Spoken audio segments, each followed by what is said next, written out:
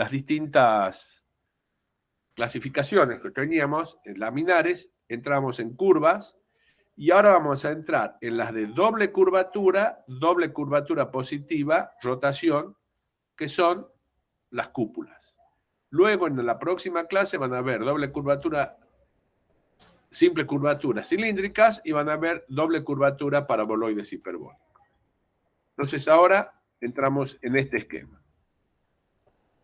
Básicamente se genera porque hay una curva que se llama generatriz, que puede ser una circunferencia, una elipse, una parábola, lo que quieran, que rota alrededor de un eje. Entonces tengo la generatriz que, rotando alrededor del eje, genera la curva de la que estamos hablando.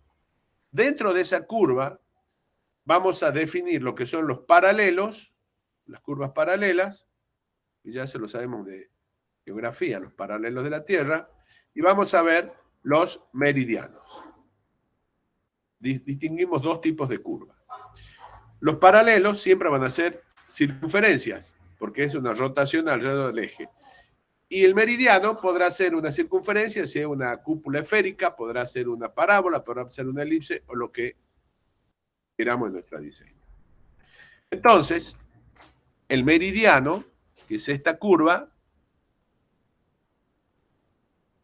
tiene un radio de curvatura. Si yo me paro en este punto, el radio de curvatura del meridiano es este, con el cual trazo la curva esta. Y para el paralelo, parado en este punto también, este será el radio del paralelo, que es el radio, obviamente el radio del paralelo va cambiando también. En el punto que yo me pare, tengo otro paralelo y por lo tanto tengo otro radio. Si yo quiero ubicar cualquier punto en la superficie, lo puedo ubicar directamente con el ángulo φ, con el ángulo de inclinación que yo pongo en la recta, un ángulo de inclinación φ respecto a la vertical, y encuentro el punto directamente. En ese punto, si particularmente considero el meridiano y el paralelo, voy a tener los dos radios de curvatura que estoy buscando. Los esfuerzos membranales, para que se mantenga el trabajo como membrana, o sea, acá va a tener solamente compresión o tracción y tangenciales. Si yo aíslo un pedacito de la cáscara, este cuadrado, tengo tensiones normales en la dirección del meridiano y tengo tensiones normales en la dirección del paralelo. Estas cuatro fuerzas, actuando sobre las cuatro caras, equilibran a la carga G exterior. ¿Se entiende? Es decir, yo tengo un pedazo de la cáscara y tengo, voy a exagerar, cuatro fuerzas en el espacio. Esas cuatro fuerzas van a equilibrar a la fuerza exterior. Es como decir que la fuerza exterior se equilibra con cuatro fuerzas, que son esta y esta. Esas cuatro fuerzas son estas cuatro que están dibujadas acá, que equilibran a la carga exterior. ¿Se entendió? ¿O lo repito? Sí, sí. ¿Puede repetirlo de nuevo, por favor? Muy bien. Yo tengo una carga exterior, que es el peso propio, lo que tenga. ¿Sí? Y tengo, ¿con qué equilibro esa fuerza? La equilibrio con estas cuatro fuercitas que se han generado en las caras de este elemento. Esas cuatro fuercitas son cuatro apoyos o cuatro fuerzas. Estas cuatro que equilibran a la carga exterior. Si yo hago suma de x igual a 0, suma de y igual a 0, las ecuaciones de equilibrio que conocemos, la carga exterior, que es la roja, está equilibrada con las cuatro internas, que son las amarillas. ¿Se entiende? Si no me pregunten, Sí, sí. explico de nuevo. No, sí, sí, ahora sí entendí. Bien, Gracias. no es nada. Gracias a ustedes por preguntar, porque si no yo pienso que entienden y me quedo mal. Entonces, el problema es conocer cuánto valen estas 4 fuercitas que se desarrollan en las caras de la cáscara que equilibran a la carga exterior. Si yo conozco estas 4 fuercitas, puedo saber cómo está trabajando la cáscara. ¿Se entiende? Porque yo tengo, si yo conozco la fuerza, por ejemplo esta, la llamo F, si yo tengo la cáscara, la dibujo a la cáscara, este es el espesor de la cáscara, T, y este es el largo del que tomé ahí. Entonces, si sobre eso está apareciendo una fuerza P, la tensión es P sobre la superficie, o sea, P sobre L por T. ¿Se entiende? Sí, Muy bien. Bueno, entonces, a eso es a lo que vamos a apuntar. Es posible demostrar que en los planos de simetría no hay esfuerzos tangenciales, son nulos, quedan solamente los esfuerzos normales. ¿Qué son los esfuerzos normales? Los que son normales, perpendiculares a las caras. No tengo esfuerzos tangenciales. ¿Se entiende? Con lo cual se simplifica solo a 4 fuercitas las que equilibran la carga exterior. Las condiciones de las cargas, que tienen que ser axial simétrica, o sea que cargas sean simétricas, y los esfuerzos según el meridiano y según el paralelo, están por unidad de longitud. O sea que este cuadradito tiene de lado una unidad de longitud, 1 centímetro, 1 metro, lo que queramos, 1. Para que la fuerza que sacamos sea por cada centímetro o por cada metro. Esto es de longitud 1. ¿Se entiende? ¿Sí? sí, sí. Por eso O los sea, esfuerzos longitud claro. sería Por eso uno por uno por uno. efectivamente, por eso los esfuerzos que yo tengo según el meridiano, según el paralelo, van a ser en kilonewton por cada metro. ¿Por qué por cada metro? Porque el lado del cuadradito es de 1 metro. ¿Se entiende? Claro, claro, sí. Bien. Los esfuerzos en el meridiano, fíjense acá tengo un meridiano, por ejemplo.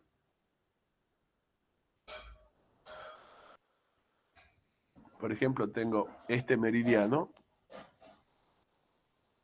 ¿Sí? ¿Ok? El esfuerzo, según Sí, ese meridiano, es el esfuerzo verde que el esfuerzo verde que lo voy a descomponer en verde, azul y rojo, horizontal y vertical. Es decir, el esfuerzo según el meridiano NM lo voy a descomponer a este verde. Upa, perdón.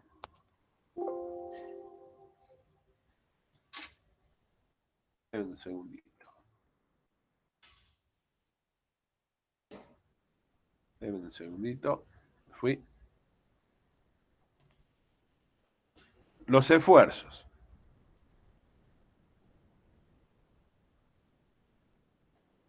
Este verde, que es el esfuerzo según el meridiano, lo voy a descomponer en una vertical y una horizontal azul. Entonces, el vertical, si este es un ángulo phi, el vertical es el NM por el seno de phi. ¿Se entiende? Quiere decir que todas estas fuercitas rojas a lo largo de la circunferencia van a equilibrar a la carga vertical G. Porque por suma de I igual a 0, toda la carga vertical G equilibra a toda esta fuercita que por metro se desarrollan a lo largo de todo el paralelo. ¿Se entiende? ¿Sí o no? ¿Explico de nuevo? sí, explique de nuevo, por favor. Bueno. yo tengo a lo largo del paralelo, que lo dibujo acá, ¿sí? Que es este paralelo, yo tengo en realidad, de cada meridiano, tengo fuercitas. Otro meridiano tengo otra fuercita, otro meridiano tengo otra fuercita, otro meridiano tengo otra fuercita, todas desarrolladas a lo largo de esta longitud. ¿Se entiende hasta ahí? Sí, sí, hasta ahí Quiere sí. decir que si esta fuercita es por cada metro, el total de las fuercitas que yo tengo que multiplicarlo por la longitud de ese paralelo, que es 2pi por el radio. ¿Se entiende? Sí, sí, sí. Porque cada una de estas fuercitas es por metro. ¿Ok? Sí. Y lo que yo tomo para equilibrar la carga externa, G, hago suma de I igual a 0, entonces equilibro con las componentes verticales de cada NM. ¿Se entiende? Sí, sí, sí. Entonces, si yo tengo este valor, es la componente vertical del esfuerzo según el meridiano por cada metro. Esto. Es esto. Es la componente vertical del esfuerzo del meridiano. ¿Se entiende o no? Sí, sí, sí, ahora sí. Ahora sí. Y si esto es por metro, lo multiplico por toda la longitud, me da el total de las fuerzas que me equilibran a la carga exterior. ¿Se entiende? Entonces, Sí, sí, sí, ahora sí. acá, se dan cuenta, es la resultante de todas las fuercitas verticales rojas estas a lo largo de todo el paralelo. Y esto tiene que ser igual a G, porque por suma de I igual a 0. ¿Entendido? ¿Sigo? Sí. Sí, sí, Sí. prosigue. Entonces puedo despejar de acá nm seno phi, pasa dividiendo G y pasa dividiendo 2pi radio paralelo. Es decir, paso dividiendo todo esto acá, abajo. Y queda que el esfuerzo según el meridiano es G sobre 2pi RP. Y si quiero paso dividiendo el seno de phi también, para despejar, y ya tengo el valor del esfuerzo en la cáscara según el meridiano. ¿Se entiende? Sí, sí. Nosotros necesitábamos conocer el esfuerzo según los meridianos y según los paralelos. Según el meridiano, ya lo tengo determinado ahí. Bien, acá está de nuevo la explicación que yo les daba, que la fuerza externa la equilibrio con 4 fuerzas, 2 rojas y 2 verdes. Las verdes según los meridianos, las rojas según los paralelos. Y este es un elemento diferencial de 1 metro de lado, de 1 centímetro de lado de la cáscara. ¿Se entiende? Es decir, las 2 rojas más las 2 verdes suman 4 fuerzas que equilibran a la externa azul. ¿Sigo? Sí, prosigue. Muy bien. Ahora vamos a analizar qué pasa en los paralelos. Porque hasta ahora sacamos los esfuerzos de los meridianos. Y recordábamos que entre los 2 meridianos y los 2 paralelos equilibrábamos a la fuerza externa. Ya hemos conocido cuánto vale el esfuerzo según el meridiano. Me falta conocer cuánto vale el esfuerzo según el paralelo. ¿Ok? Sí, sí. De nuevo, tengo el pedacito chiquito de 1 metro o de 1 centímetro de lado. Acá está la fuerza exterior. Acá están las fuerzas según los meridianos. Y acá están las fuerzas según los paralelos cuando lo dibujo en planta. En planta, acá ¿qué veo? Veo un círculo. Tomo el pedacito. Entonces, este pedacito, fíjense, este pedacito, con este pedacito, es la visión de este pedacito de cáscara. de este pedacito de cáscara. ¿Ven? Cuando lo veo de frente, veo esto. Cuando lo veo en planta, veo esto. ¿Se entendió? Sí, sí. Muy bien. Entonces ahora vamos a ver. Hay una expresión, vamos a simplificar acá un poco. La expresión de Laplace nos dice que la carga exterior es igual al esfuerzo según el meridiano dividido en el radio del meridiano más esfuerzo en el paralelo dividido en el radio del paralelo. P es la carga exterior. Dice que es igual o se equilibra con el esfuerzo según el meridiano dividido en el radio según el meridiano más el esfuerzo según el paralelo dividido en el radio según el paralelo. Ahora yo les pregunto a ustedes, ¿qué conozco de esa expresión y qué no conozco? Empecemos. ¿La carga exterior la conozco o no? Sí, ¿Cuál sí es la- se conoce. Claro, ¿cuánto es? Sigamos. ¿Cómo la conozco? Es, por ejemplo, el peso propio de la cáscara, Análisis de cargas. por análisis de carga.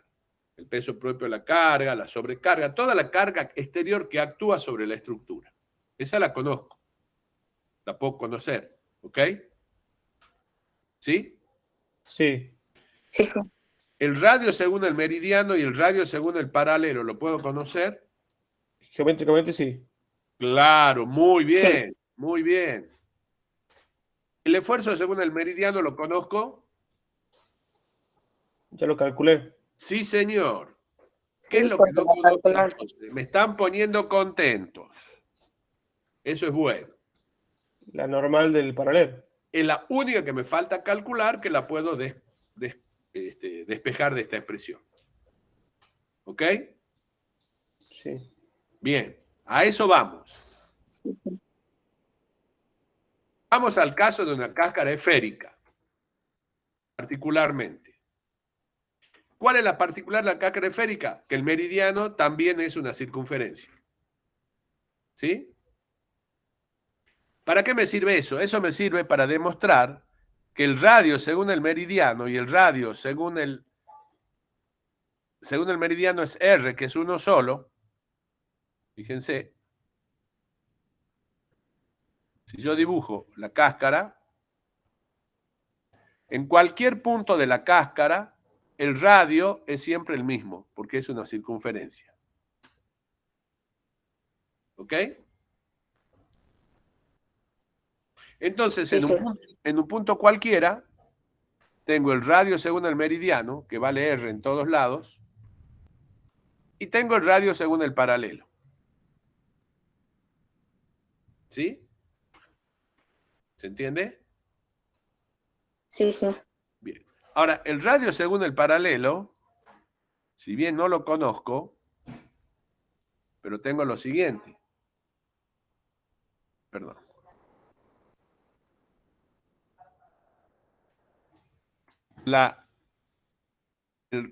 El radio según el paralelo, si ven acá, va a ser siempre el radio según el meridiano por el seno de phi.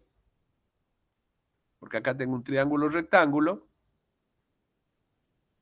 Entonces, en cualquier punto, claro, el radio del paralelo no es el mismo en cualquier punto. Porque si voy con un paralelo acá, el radio según el paralelo es este. Y si voy en el punto que tengo acá, el radio según el paralelo es este. Entonces, el radio según el paralelo no es constante. El radio según el meridiano sí. ¿Se entiende? Sí. ¿Sí? Sí, Y el radio sí, según sí, el se entiende. paralelo va a ser siempre el del meridiano por el seno de phi. ¿Ok? ¿Sí? Sí. Bien.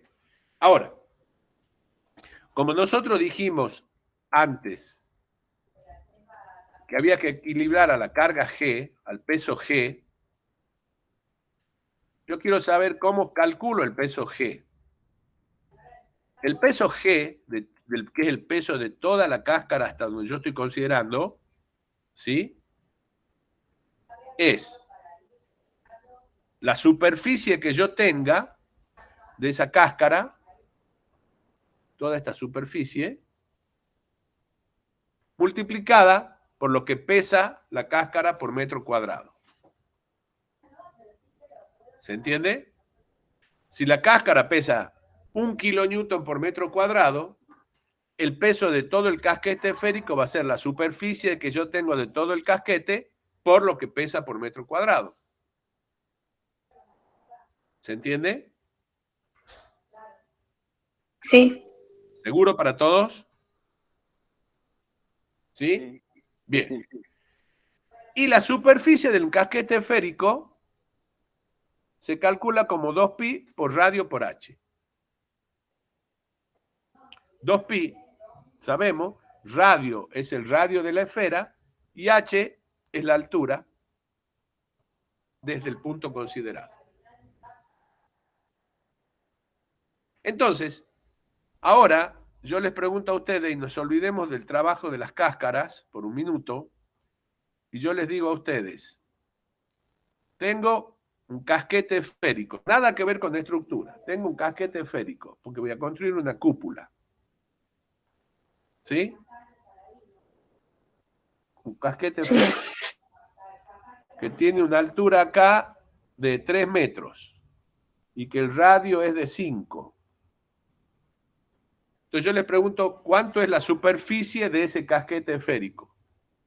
¿Cuánto es la superficie de este casquete que tiene una altura de 2 metros y un radio de 5? ¿Cuánto es esa superficie? No, 94. Ah, lo han hecho. 2pi por 3 y por 5. Perfecto. 94 metros cuadrados, ¿ok? Y si ahora le digo, miren, Sí, sí. ese casquete que tiene 94, yo tengo, quiero colocar el revestimiento. ¿Cuántos metros cuadrados de revestimiento tengo que comprar? Tengo que comprar 94 metros cuadrados de revestimiento. O lo quiero pintar. ¿Cuántos litros de pintura necesito? Bueno, necesito pintura para pintar 94 metros cuadrados. Claro. Entonces, esta formulita lo que nos da es la superficie. Perdón. Esta superficie nos da esta formulita nos da la superficie del casquete esférico. Y G es lo que pesa por cada metro cuadrado. Entonces, si ese casquete de recién, que tenía 3 metros de altura y 5 metros de diámetro, que tiene 94 metros cuadrados, si supongo por el análisis de carga que pesa 1 kilonewton por metro cuadrado, ¿cuánto pesa ese casquete? 94 kilómetros. 94 kilonewton. Muy bien. Quiere decir entonces que tenemos el peso de G. Ese peso G que necesitábamos conocerlo. ¿Sí? Para poder calcular el esfuerzo según el meridiano. ¿Se entiende? Sí. Bien. Sí. Entonces, acá estaba, ¿ven? Las 4 fuercitas que equilibran al exterior, el esfuerzo según el meridiano y según el paralelo. Acá están los esfuerzos según el meridiano, los esfuerzos según el paralelo. Entonces, de acá puedo despejar el esfuerzo según el meridiano, porque conozco G, conozco 2pi, RP y seno de phi. ¿Ok? ¿Estamos hasta ahí o no? Sí. Entonces, Sí, sí. y el esfuerzo según el meridiano, entonces, despejando todo esto, puedo quedar G por R sobre 1 más coseno phi. ¿Ok? Sí. Puedo simplificar esta fórmula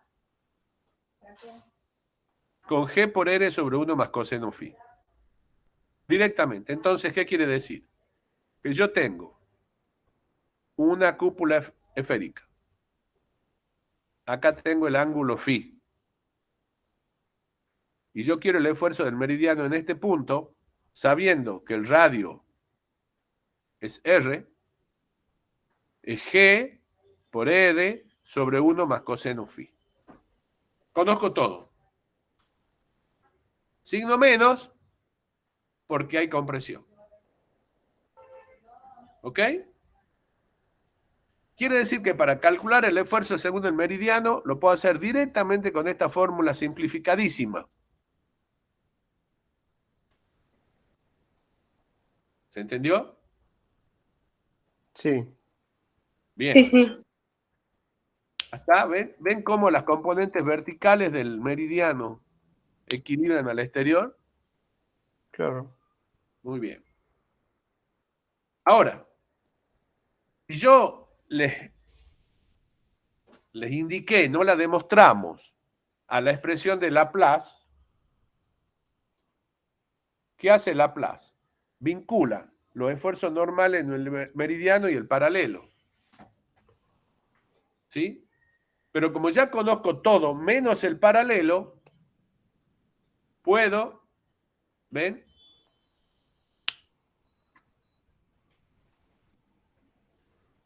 De la expresión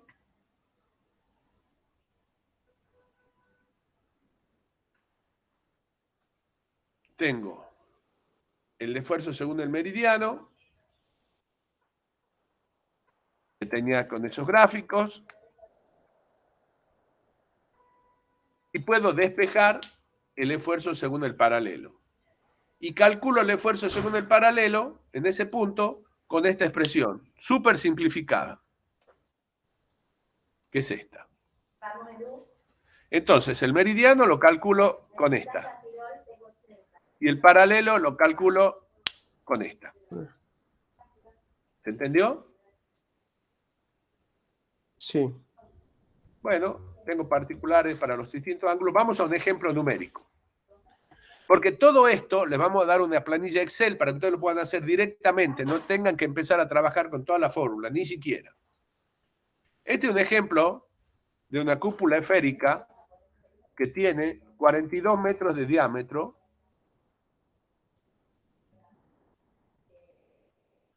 42,70. Está sacado del libro de la publicación de Massa y de Espané con espesor de 6 centímetros. Nada más que ahora en el libro está en toneladas y nosotros lo hemos llevado a las unidades de los nuevos códigos y estamos trabajando en kilonewton.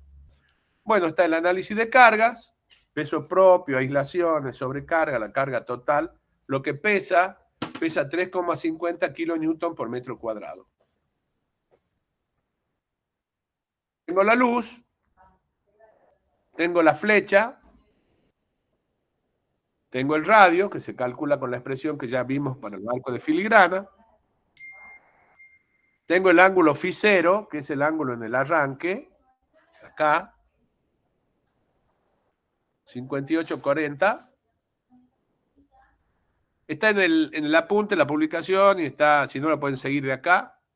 Y lo divido en 5 puntos, para calcular los esfuerzos en 5 puntos. Entonces, va variando el ángulo phi. Este ángulo phi va variando para cada punto. ¿Se entiende o no? Sí, sí. Perfecto. Acá está los 5 puntos, los ángulos phi que van variando, ¿ok? Y en el Excel, Sí. hago un Excel directamente así. Pongo los 5 puntos, los ángulos phi de cada punto. Automáticamente en Excel calcula el coseno teniendo el ángulo phi, calcula el coseno, el seno cuadrado y todas estas expresiones. Y llego finalmente a los valores de los esfuerzos según el meridiano y según el paralelo en cada punto. O sea, esas expresiones que las teníamos explicadas, los podemos aplicar directamente en el Excel. Ustedes van a tener ese Excel para que puedan desarrollar directamente cualquier cúpula esférica. Ponen los datos geométricos, el peso por metro cuadrado y les dan los esfuerzos. ¿Entendido hasta ahí? Sí, Bien. sí, sí, entiendo. Ahora les voy a explicar lo siguiente. Hay un punto que son 52 grados, donde si yo cargo la carga con el peso propio, lo que ocurre es lo siguiente. La cúpula se deforma de esta forma.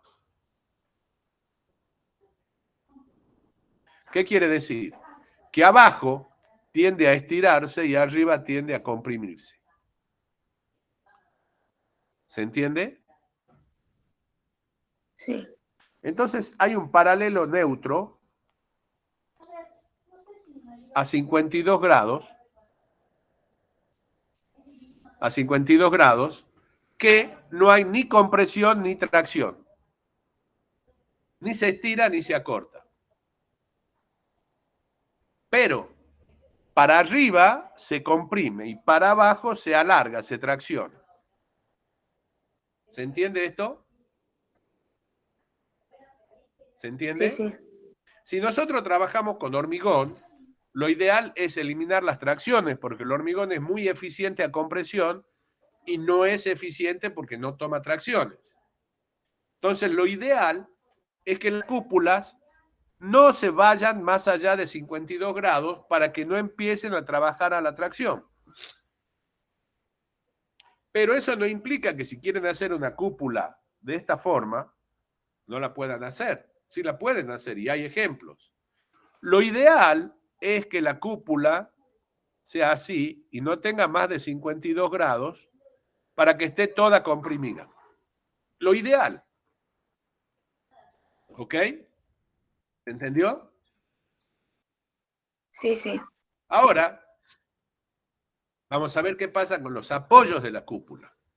En los apoyos pasa lo mismo. ¿Se acuerdan? Acá tengo el esfuerzo del meridiano y cuando yo lo descompongo en las dos direcciones, va a ocurrir que estas fuerzas se salen de la tangente a la cáscara, entonces producen lo que habíamos visto como perturbaciones de borde y da momentos flectores, que vimos en la hora anterior. ¿Ok? ¿Sí? Sí, Por eso lo ideal es que si vengo con la cúpula, tenga un apoyo inclinado para que la reacción sea en esta dirección. Porque si el apoyo es de esta forma, me produce perturbaciones. Ah, claro, pero construir un apoyo inclinado es complicado. ¿Me siguen? Entonces optaremos por hacer un apoyo inclinado o esto que me va a dar perturbación de borde. Porque para que haya un estado puro de tensiones, los bordes deben tener libertad de deformación. Si yo estoy frenándolo, me genera la perturbación de borde. ¿Qué quiere decir esto? Si yo tengo mi cáscara, que tiene el esfuerzo acá, la cáscara tiene que poder desplazarse en este sentido, para que no la frene, porque si la freno aparece la perturbación. Cuando yo hago un apoyo de esta forma, le estoy frenando y ahí es donde se produce la perturbación de borde. Esa solución se pone generalmente un anillo de borde. Si yo dibujo, esta es la planta del apoyo. O sea, la planta en este círculo. O sea, yo tengo la cáscara acá, la circunferencia que se ve en el apoyo es esta. Tiene todos los esfuerzos del meridiano que están empujando y equilibra con una tracción. Entonces es un anillo de tracción, cuyo esfuerzo se calcula con esta fórmula. Pero ahí está, ¿ven? El anillo de tracción lo que hace es frenarla para que la cúpula no se deforme libremente, que se tendría que deformar así. Pero como la frena, acá se producen las perturbaciones de borde. ¿Se entendió? sí, Si yo hubiese hecho una sí, que permita desplazarse, o sea, en este si fuera vertical, si el apoyo es directamente así, no tengo problema porque no tengo fuerza horizontal. Pero cuando no es la mitad exacta, sino una porción del casquete, hay una componente horizontal que la toma el anillo de borde y esa componente horizontal me genera la perturbación de borde. En cáscaras rebajadas, o sea, cáscaras chatitas, cuando tengo menos de 52 grados, todos los elementos están trabajando a compresión. Pero el anillo está trabajando a tracción. Entonces ahí hay una perturbación, porque el paralelo tiende a comprimir y el meridiano tiende a abrir. Entonces, ¿para dónde se va la cáscara? ¿Se entiende? Yo tengo la cáscara. El meridiano tiende a abrirla. El paralelo tiende a cerrarla. Perdón, el paralelo tiende a abrirla, el meridiano tiende a cerrarla. Entonces, ¿qué es lo que pasa ahí? ¿Para dónde se va la cáscara? Lo vuelvo a explicar.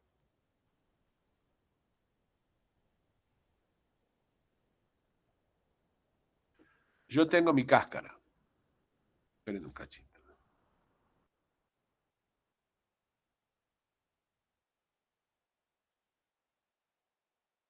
Yo tengo mi cáscara acá. Me permite dibujarla.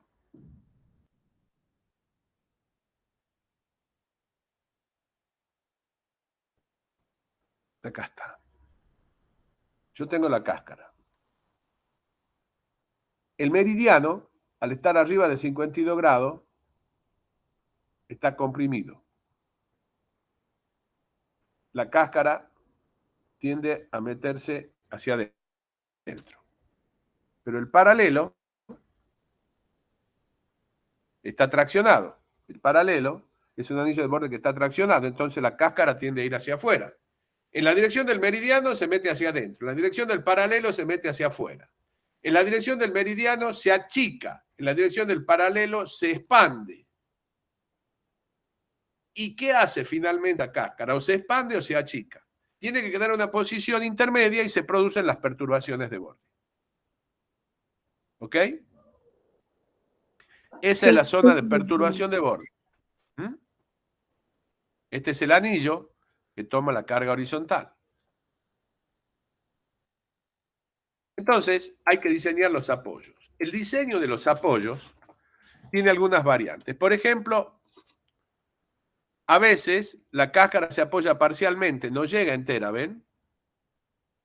Hay apoyos y no llega entera. Bueno, acá lo ideal es que no haya cambio de sección, es decir, que en una sección transversal quede incorporado dentro de la cáscara, el apoyo dentro de la cáscara, para que no ocurra el cambio brusco de rigidez. Entonces yo puedo tener o un anillo, esta es la cáscara apoyada sobre un entrepiso, por ejemplo, o en la tierra, no importa. Puedo tener una viga de borde diferenciada, es decir, si ustedes ven ahí, la viga está diferenciada. Puedo tener la viga, puedo hacer, fíjense acá, una separación A' para que no tenga una gran separación en los apoyos, y estos son los apoyos. Esto puede ser un arco, perdón, una circunferencia, un arco, un anillo diferenciado. ¿Ven? Está claro que viene la cáscara y tengo el anillo diferenciado. O puedo hacerlo incorporado. Fíjense, el anillo está puesto dentro de la cáscara. Entonces, no tengo cambios bruscos de espesores, que era una de las cosas que había que evitar. Entonces, la viga de borde, en lugar de estar diferenciada, como estaba antes, ahora está incorporada en la cáscara. O puedo hacer directamente arcos de descarga sobre la cáscara. Entonces, ven, acá tienen el arco también diferenciado o el arco incorporado. Vamos a ver algunos ejemplos y con esto terminamos. El mercado de Algeciras, ahora entienden por qué acá tiene algunos refuerzos para tomar la componente horizontal de la cáscara. La cáscara se ha cortado con unos planos verticales y ahí se completa con este sector de refuerzos, que además forma parte del hexágono que es la planta externa, ¿no? Tiene 47 metros, 9 centímetros de espesor, acá está la vista interior, como vimos antes. Esta obra de Nervi es una maravilla. Tiene muchas cosas, todos los conceptos que vimos de cáscaras de revolución están puestos acá. El primero es que la cáscara termina a 52 grados, para que no haya tracciones. El segundo, que los apoyos son inclinados siguiendo la tangente de la cáscara, para que no haya perturbación de borde. Tercero, se ha hecho un pequeño plegado acá para darle rigidez y evitar y no tener que reforzar con elementos por las perturbaciones de borde. Acá vemos cómo los apoyos entran tangente a la cáscara. No hay perturbación de borde. Acá se ha rigidizado para evitar deformaciones excesivas. Tiene 61 metros el diámetro exterior. Fíjense adentro, se ha hecho con un sistema de ferro-cemento. Fíjense la modulación, cómo continúa hacia encontrarse en los apoyos. O sea, las curvas, hay que buscar cuál es la curva, llega hasta el apoyo. Es un diseño magnífico. Estas fotos las había tomado el profesor titular anterior de Estructuras 3, hace como 40, 50 años, hoy se las puede conseguir en internet. Era un apasionado de la fotografía y de las estructuras, fue un verdadero maestro, el ingeniero Gil.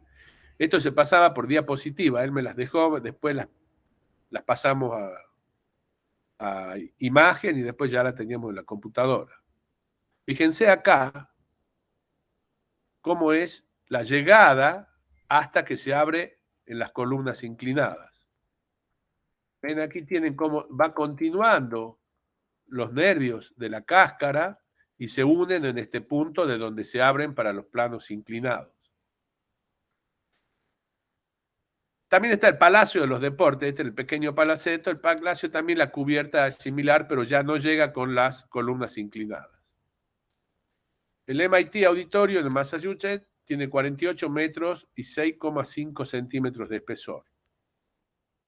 Fíjense la forma. Hay un refuerzo en el borde. Acá se resuelve hacer con refuerzo. Bueno. Acá está el Palacio de los Deportes de La Habana. 80 metros con 12 centímetros de espesor. Acá viene una cúpula con arcos de descarga. Parece muy gruesa, no sé por qué, pero a lo mejor es la forma del arco, una cosa así. El aeropuerto de Jordania tiene todas estas cáscaras.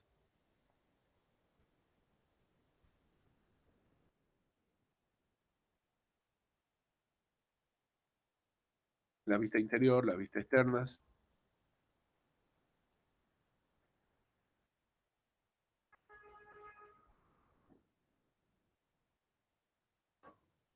Se puede también hacer que no sea una cáscara de hormigón continua, sino que sean discretas.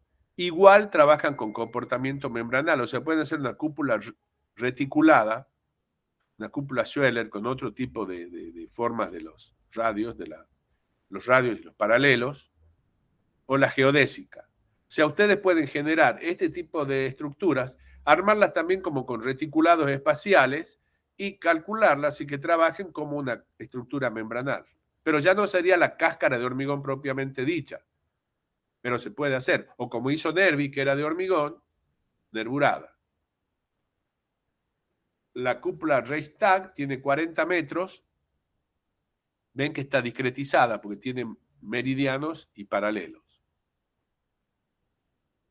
Esta cúpula en Estocolmo de 110 metros de Ericsson, no tengo el espesor, pero tienen un corte. Pueden observar la resolución. Es obviamente con una estructura metálica.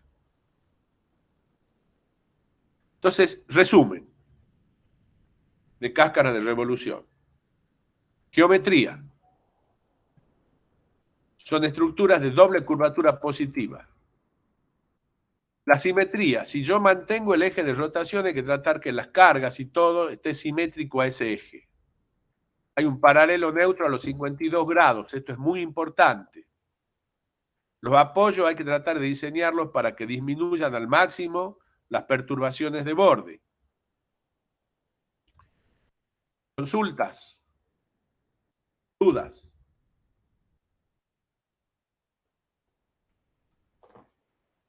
¿No tienen dudas? No, por ahí lo que estaba pensando, buscaba ejemplos acá en Tucumán o en Argentina. Sí, no hay ejemplos. No sé si está José Baloy o Sergio, si conocen ejemplos de cáscara. No, en Argentina sí hay. Es mucho más Planetario de Buenos Aires. planetario.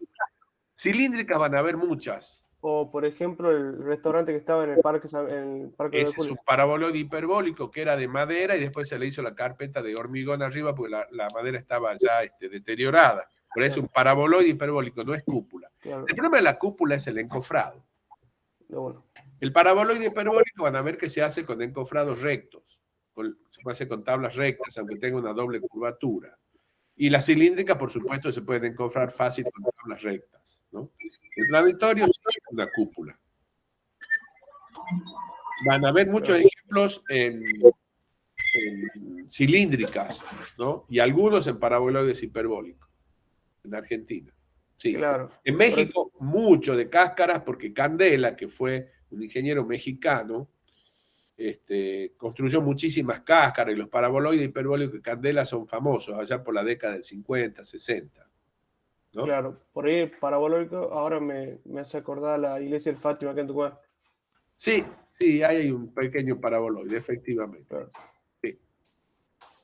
Entonces, como vemos, ¿qué es lo que me importa? Lo importante es el diseño, la forma, cómo diseñar los apoyos, etc. El cálculo han visto que es muy simple. El cálculo necesito dos fórmulas para sacar el esfuerzo según el meridiano, que es esta, según el paralelo, que es esta. Y si uso el Excel, no necesito ninguna de las dos, o sea, la aplico directamente. El tema de ustedes importante es el diseño, de la forma y del apoyo. Por supuesto que si ustedes quieren hacer una forma, quieren hacer una cáscara y olvidarse de los 52 grados, y han visto ejemplos, y que la cáscara sea así, y bueno, sí, poder se puede, seguro. Ah, pero perdemos los 52 grados, y bueno, pero queremos esta expresión formal, se puede. Ustedes han visto en el ejemplo muchas medias esferas, y sí. Lo óptimo es lo que estamos diciendo para el comportamiento estructural, y cuando no cumplimos con ese óptimo, saber que tenemos que hacer refuerzos de espesores o demás. Es común los tanques de agua, que son de esta forma.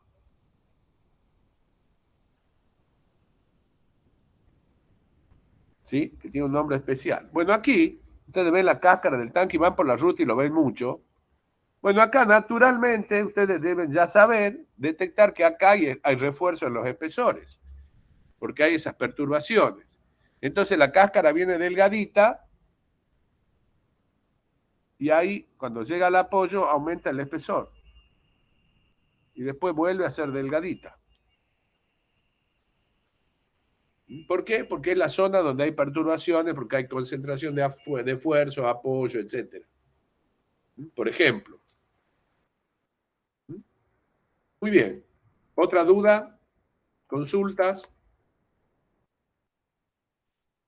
Yo tengo una duda. En el caso de que se quiera conservar eso de lo que usted decía de los, perdón, eso Eso tendría que también tener un tipo de refuerzo en la curva más, va en el No, en círculo el caso más que no quiera grande. mantener Usted los dice 52 grados, ¿sí? ajá, Eso me tendría que decís. tener un refuerzo en ese aspecto. El, Sí, el refuerzo es así. Si yo tengo la cáscara y tiene más de 52 grados, ¿sí? Esta zona, lo que pasa en esa zona, hay como cáscara propiamente dicha y como trabajo membranal, supongamos que no hay ninguna perturbación, lo que sucede es que como acá hay tracción, ese esfuerzo se resuelve con acero, no con hormigón. Entonces, ahí la cáscara va a tener un poco más de armadura, nada más. ¿Sí? sí, sí, sí. Ahora De sí. todas maneras, aunque esté todo comprimido, igual se coloca una armadura mínima por fisuración y demás. Entonces, por ejemplo, a la cáscara, si esta es la cáscara, se le coloca una malla superior, inferior o una malla al medio, mejor dicho, en las dos direcciones. Entonces, si yo hago un corte, yo voy a tener una barra, las otras barras en la otra dirección, recubrimiento arriba y recubrimiento abajo. Por eso les digo que con 4 o 5 centímetros estamos muy justos. Esa armadura, ustedes cuando hagan el cálculo van a ver, va a ser una malla de Fidel 6 cada 15 centímetros, 8, no más que eso. Y a lo mejor en la zona que está traccionada, como hay más tracción, necesiten más armadura en la cáscara. ¿Ok? Pero no le cambian el diseño, nada. No, Y que a ustedes como arquitecto tampoco les preocupa mucho que haya más o menos acero dentro de la sección de hormigón. Si está en la sección que ustedes quieren lograr, no pasa nada. El acero dentro del hormigón no les molesta en el no. diseño. ¿Mm? ¿Ok? Sí, ok. ¿Alguna otra duda?